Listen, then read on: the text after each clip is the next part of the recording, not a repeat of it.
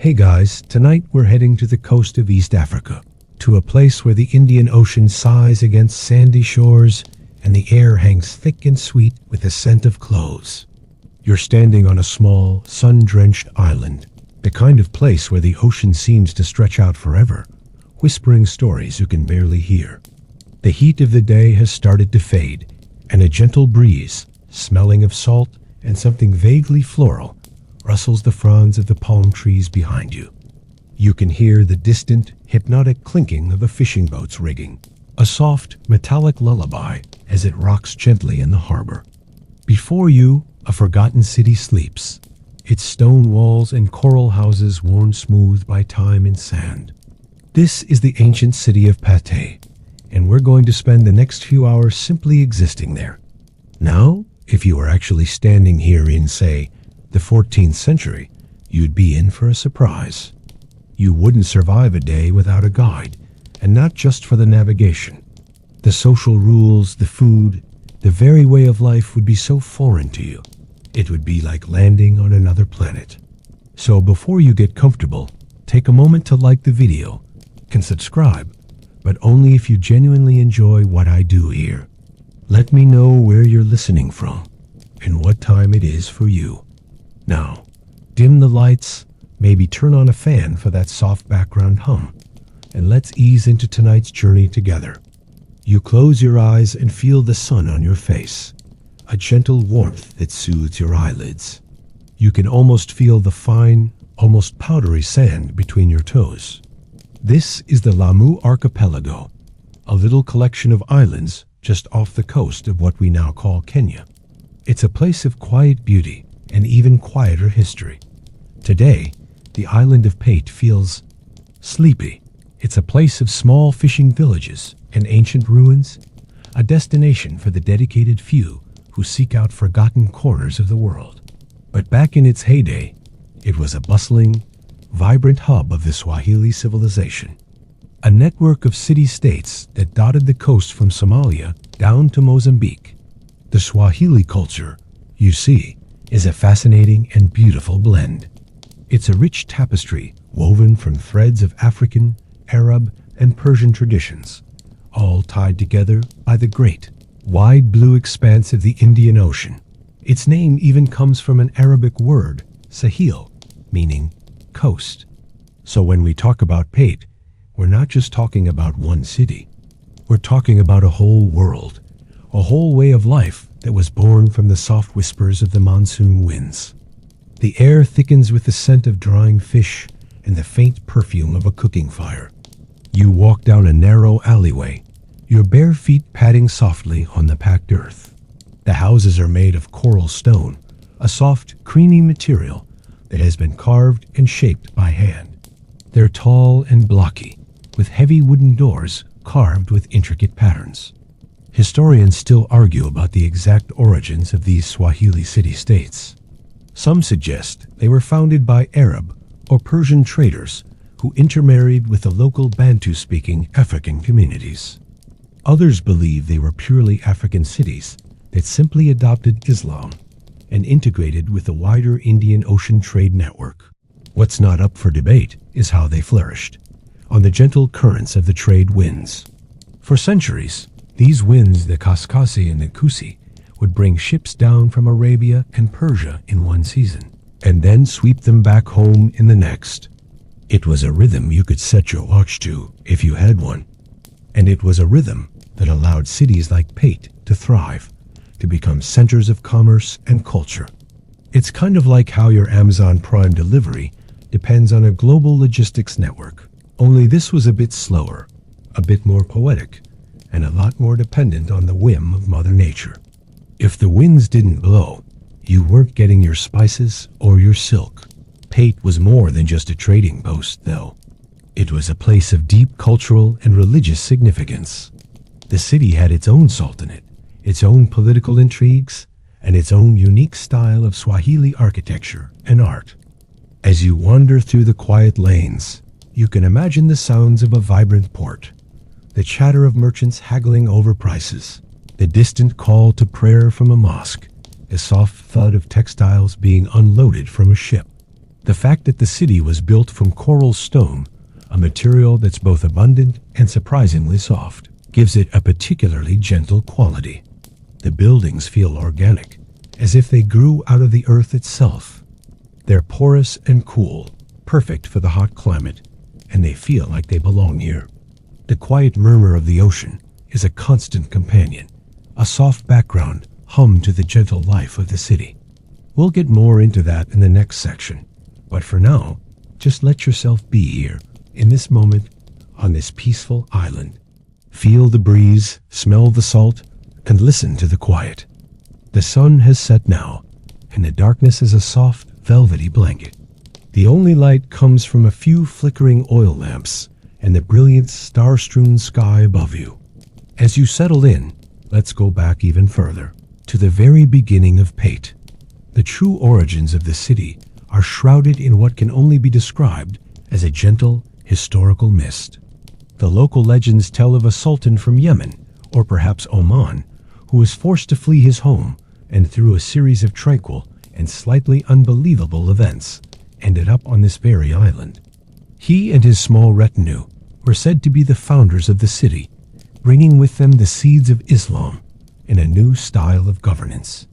These aren't harsh, dramatic stories of conquest, but more like a quiet, almost sleepy migration, the kind of thing that makes for a good bedtime story. One of the quirks of Pate's history is this reliance on legend.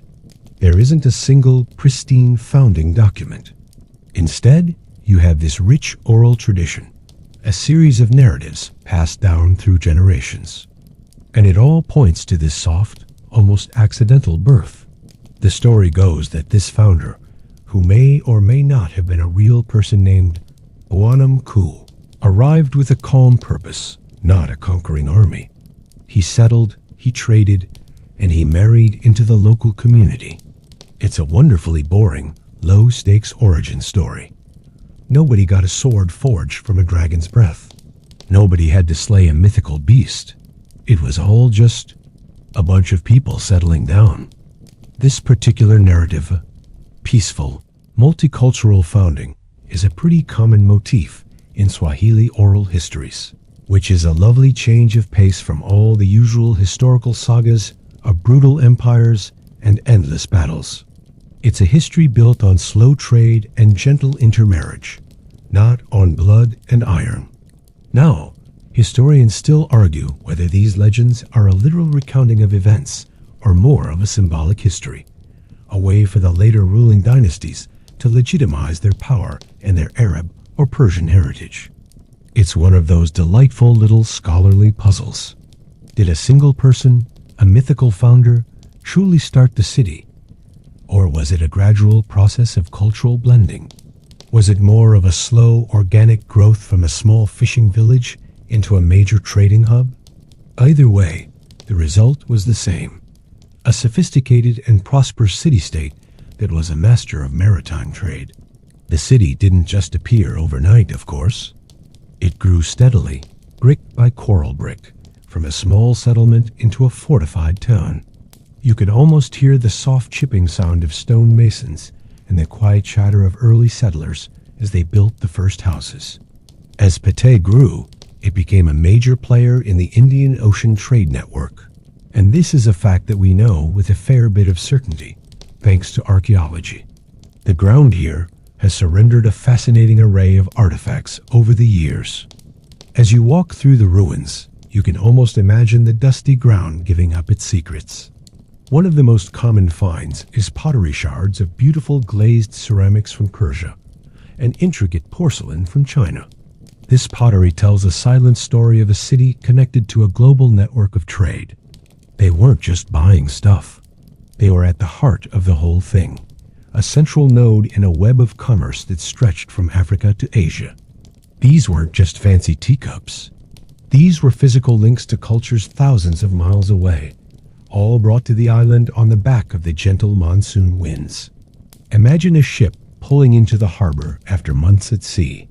The crew is tired, but the air is filled with a low, excited buzz. They're carrying bundles of exquisite silks from China, intricate beads from India, and maybe a few jars of honey from Arabia. And what did they get in return?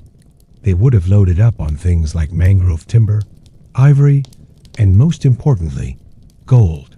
This was the engine of Pate's success. It wasn't built on a powerful army. It was built on a clever, efficient, and surprisingly peaceful trade. It's a nice thought, isn't it?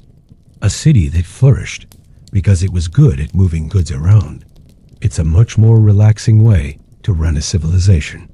You don't have to worry about a huge, looming battle on the horizon.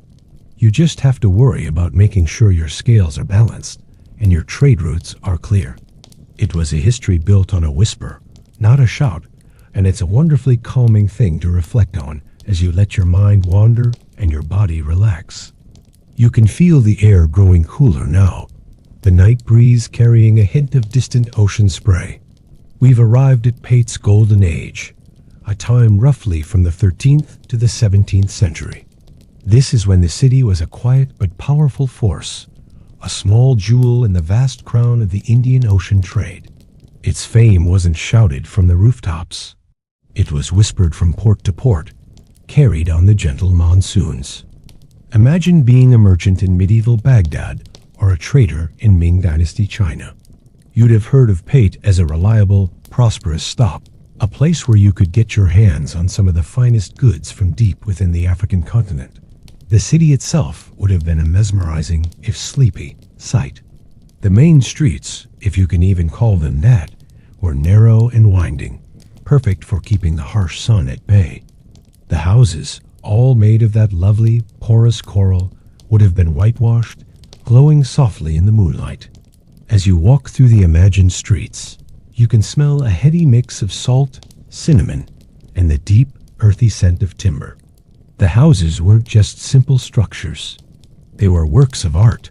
The doorways, remember those big, carved ones? They were a point of pride, a way for a family to show their wealth and their history.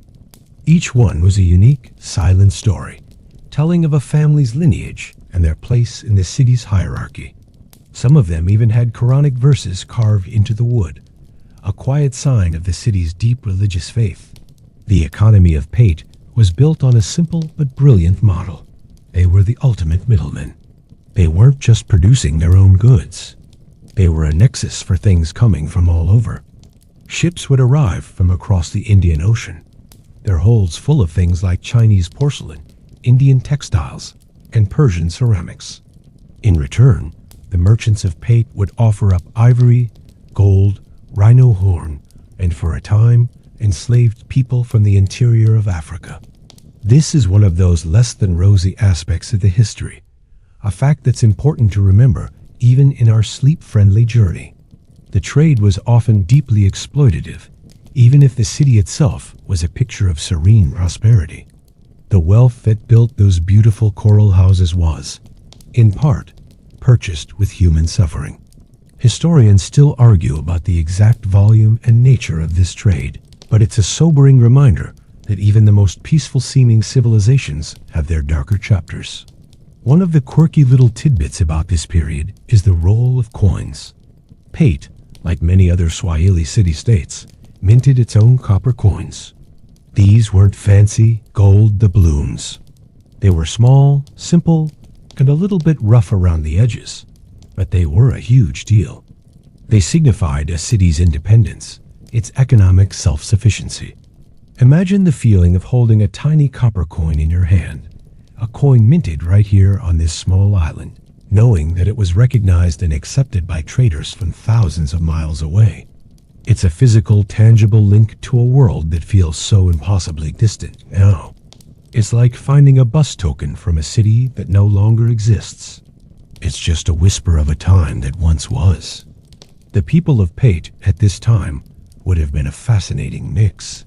You'd have seen Swahili merchants, Arab sailors, Indian traders, and maybe even a few stray Europeans who got lost on their way to somewhere else. It was a cosmopolitan world, a small island with a global outlook. Their language, Swahili, was a perfect reflection of this, a Bantu language that incorporated a beautiful array of Arabic and Persian loanwords. It's a language of trade, of travel, and of quiet conversation. As you drift, you can almost hear the soft cadence of it, a gentle musical hum that fills the night air, mingling with the sound of the waves. It's not a bustling, noisy city you're imagining, but a soft, humming one, full of quiet purpose. A soft, sleepy silence has fallen over the city. The oil lamps have been extinguished, and the only light comes from the moon and the endless glittering stars.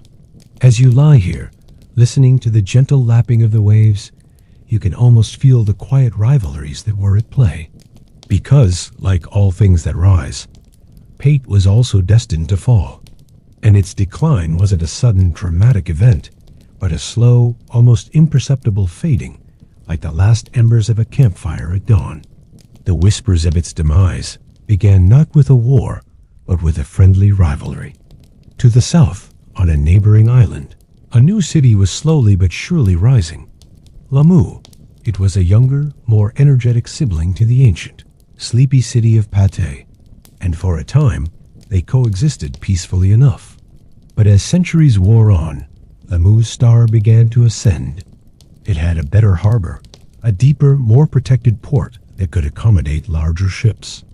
And its merchants, perhaps, were a little more savvy, a little more forward-thinking. It wasn't a war of armies, but a war of commerce, and it was a battle that Pate was slowly losing.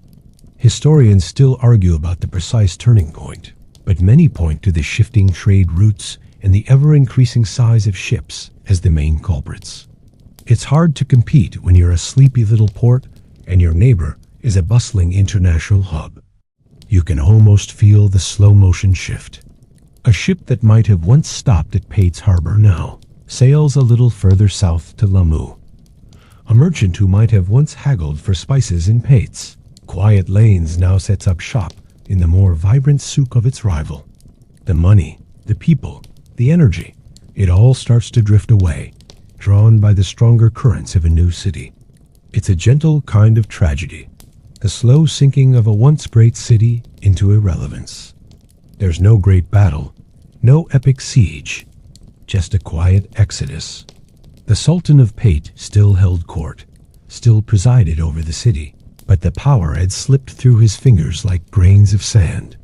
This period also saw the arrival of a new and unsettling influence, the Portuguese. They were a noisy, disruptive presence in the peaceful, rhythmic world of the Indian Ocean. They arrived with cannons and a desire to control the spice trade, a very different philosophy from the gentle, cooperative trade that had sustained Pate for centuries. Their presence was a major shock to the system. While they never fully conquered the Swahili coast in the way they did other places, their influence was a slow, corrosive force. They established their own forts, their own trading posts, and they disrupted the delicate balance of power that had existed for centuries. The peaceful hum of the trade winds was now punctuated by the occasional roar of a cannon. And here's a slightly quirky little detail from this period. The Portuguese were particularly interested in a specific type of African gold. They were fascinated by the stories of the gold fields in the interior, and they tried desperately to get their hands on it. But the Swahili merchants were masters of the trade, and they had a complex network that the Portuguese simply couldn't crack. It's a nice little thought, isn't it? This powerful European empire, for all its might, was befuddled by the quiet, efficient systems that the local traders had in place. It's a testament to the quiet power of a civilization that knew how to work with, not against, the rhythms of the land and the sea. But despite their quiet resistance, the slow fade of Pate was well underway. The city's time in the sun was drawing to a close, and the long, slow shadow of its decline was starting to fall. The silence is profound now. It's the kind of silence that only comes from a place that has been asleep for a very, very long time. As you lie here, you can feel the absence, the echoes of a life that once was. It's easy to focus on the big picture, on the sultanates and the trade routes, but the real story of Pate is in the small, forgotten details of daily life. What was it actually like to live here, day in and day out, as the gentle decline began? It wasn't a dramatic, apocalyptic end. It was the slow, quiet dissolution of a way of life, felt in the most mundane of routines. Imagine a woman in the 17th century waking up in one of those whitewashed coral houses. The first thing you'd hear wouldn't be an alarm clock, but the soft call to prayer from the minaret and the gentle squawking of gulls. Her day would be a rhythm of simple tasks. She might fetch water from a well, its cool surface reflecting the dappled light of the morning. Then perhaps she would start to prepare breakfast, probably a simple porridge made from millet, or maybe some flatbread. The hearth would be made of stone, and the smoke would drift lazily up through a small hole in the ceiling. The sounds would be soft, the quiet scrape of a stone grinder, the gentle rustle of cloth, the murmur of conversation in Swahili. It's a beautifully boring, almost meditative existence. One of the quirky, fascinating tidbits of daily life in Pate was the use of perfume. The Swahili people had a deep and sophisticated appreciation for scents, and they used them for everything from personal hygiene to religious rituals. Women would anoint themselves with fragrant oils and burn fragrant woods like sandalwood in their homes. The scent would cling to their clothes and hair, creating a beautifully subtle aura. They also used these scents to perfume their clothes and bedding, so even the most mundane of objects carried with it a memory of a beautiful fragrance. It's an oddly soothing thought, isn't it? That a civilization in its twilight was still so concerned with the quiet beauty of scent. It's a form of soft resistance to the creeping decay around them, a way of holding on to a bit of beauty in a world that was slowly slipping away. The men's daily life was similarly rhythmic. For a merchant, the day would begin with a walk to the docks, the salt air invigorating his senses. He'd spend his day inspecting goods, haggling with other traders, and keeping meticulous records. The tools of his trade would have been simple but elegant. A small abacus maybe, or a beautifully bound ledger. For a fisherman, the day would be spent on the sea, the rhythmic rocking of his dhow a constant companion. The day would be long, but filled with a quiet purpose, a communion with the great, vast ocean that was both provider and mystery. The quiet thrum of the boat, the endless horizon, the rhythmic splash of the waves. It's a soothing, almost hypnotic image. And let's not forget the children. Their days would be a blur of playing in the narrow alleys, a sort of natural urban playground. They would have played games with seashells and small stones, their laughter echoing off the coral walls. They would have learned their lessons, religious texts, history, and the art of trade from their parents and the local scholars. It was a life of simple pleasures, one that was slowly being eroded by the changing tides of history. Historians still argue whether the decline of Pate was a conscious realization for its inhabitants, or if it was just a slow, almost unnoticed shift. Did they wake up one day and realize their city was fading? Or was it a gradual process, one that they only noticed in retrospect? We can only guess, but as you drift, you can imagine the quiet resignation of a people who knew their golden age was over, but still found beauty in the simple rhythms of life. The air has become heavy with the soft stillness of a very deep night. The moon is a thin crescent now, a gentle sliver of silver in the blackness, and the stars seem even brighter. We have arrived at the quietest part of Pate's story, the transition from a bustling, if declining, urban center to a rural, sleepy backwater. It's a shift that didn't happen with a roar, but with a whisper. You can almost feel the coral walls breathing a sigh of relief as the pressure of urban life slowly lifted. The city didn't empty out overnight. It was a gradual process, an unspooling of a vibrant society. Imagine the sound of silence creeping in. A pottery workshop that once hummed with activity now sits quiet, the potter having moved on to Lamu, or maybe even a small village on the mainland. A merchant's house, once full of the chatter of servants and the clinking of coins, now stands empty, its beautifully carved door closed and locked for good.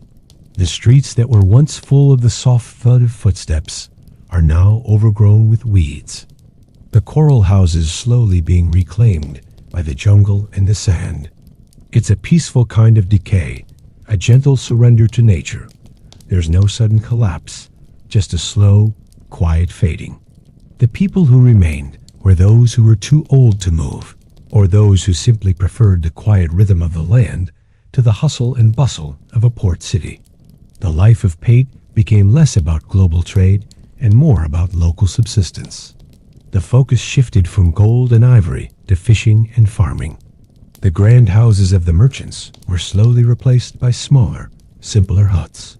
The sound of ships' bells in foreign languages was replaced by the clucking of chickens and the quiet murmur of the ocean. It's a nice thought, isn't it? A civilization that, in its twilight, found a gentle return to its roots, a quiet re-embrace of the simple life. This is a period that is particularly hard for historians to pin down. There are no detailed ledgers from this time, no great histories being written. The records are as sparse as the population. It's a testament to the fact that when a civilization is in decline, the first thing to go is the self-documentation. The people are too busy surviving to write down what's happening. So, historians still argue whether the final decline was hastened by an epidemic or a period of famine, or whether it was simply the inevitable result of a changing world. It's a mystery that's likely to remain unsolved, a story told only by the wind and the crumbling walls. One of the quirky artifacts from this time, however, is a little something called the Pate Chronicle. It's a history of the city, written in Swahili, that chronicles the reigns of the sultans from the founding of the city up to the early 19th century. It's a fascinating, if slightly biased, account. It's one of those fringe tidbits that gives you a glimpse into a world that is otherwise lost to us. It's a beautiful thing to think about, a sleepy city's quiet attempt to write its own history, to make a final lasting claim on a world that was slowly forgetting it. It's a gentle, almost poignant gesture, a final whisper before the long, long sleep. The city's time as a major player was over, but its quiet memory was still being carefully preserved, passed down from generation to generation in the form of a simple, beautiful chronicle. The night is now at its deepest, and the world outside seems to have fallen completely silent. You are alone with the softest of sounds, the gentle rush of your own breathing, the faraway murmur of the ocean, and the quiet echoes of a city that has been sleeping for centuries. Pate is no longer a city. It's a ruin, a ghost, a memory etched in coral and sand. But that doesn't mean its story is over. Its legacy lives on, a quiet whisper in the wind. The city's fall was not a final, catastrophic end, but a slow transformation into something new, a silent testament to a way of life that was both elegant and understated. The buildings themselves, those beautiful, whitewashed coral structures, are now the main characters in this final chapter. They're crumbling gracefully, becoming one with the earth they were built from. The wind and the sand are their slow and patient sculptors, hollowing out doorways and turning once sturdy walls into abstract art. As you lie here, you can almost see the slow process of a coral wall turning to dust. It's a peaceful, mesmerizing thought, this gentle decay. There's no bitterness in it, no sadness, just the inevitable cycle of a city returning to the earth. It's a reminder that even the most bustling of human endeavors is ultimately a temporary thing, a brief flicker of light in a long, quiet night. The people of Pate, the descendants of those proud merchants and artisans, are still here, though they live a different life now. They've moved on, adapted, and integrated into the broader culture of the Lamu archipelago. Their memories of Pate are woven into their oral histories, into their songs, and into the stories they tell their children around a campfire. It's a different kind of legacy, not one of monuments and grand palaces, but one of quiet resilience and cultural continuity. The unique dialect of Swahili spoken on Pate Island, for instance, is a linguistic fingerprint of the city's past, a living reminder of a time when the island was a hub of global trade. It's a fringe tidbit that, to me, is more powerful than any lost treasure or grand ruin. The fact that the city's unique voice still exists, however quietly, is a beautiful thought. And this is where we have to leave our story tonight. We've watched Pate rise, we've seen it flourish in a slow and gentle way, and we've witnessed its graceful decline into a peaceful ruin. Its story isn't a grand epic saga of conquest and glory. It's a quiet, understated tale of trade, culture, and the slow march of time.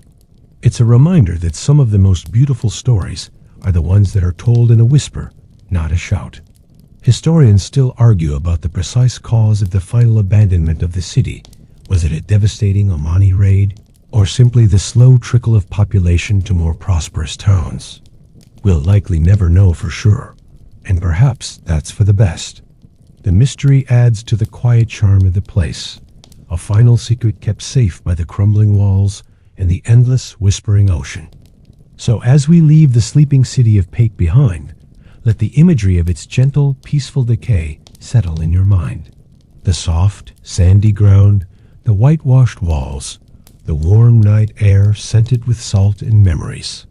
There's a certain comfort in the thought that even a great city can eventually just let go. It doesn't have to go out with a bang. It can simply fade, slowly and gently, into the night. It's a peaceful ending for a peaceful place. And just like the city of Pate, you can now let go of the day's worries, the rush and the noise, and just fade into the quiet. Feel the calm of the night air on your skin. Listen to the very last sounds of the ocean fading away to a soft hiss. The world is becoming very, very quiet now. All of those stories, all of those images, are beginning to dissolve in the stillness. There's nothing left but this moment. The hum of a fan, the soft weight of your blanket, and the gentle, rhythmic beating of your own heart. All the details are gone, all the specifics. Only the feeling remains, the feeling of quiet, the feeling of calm, the feeling of letting go. There's nothing more to think about now. Nothing at all. Just breathe and sleep.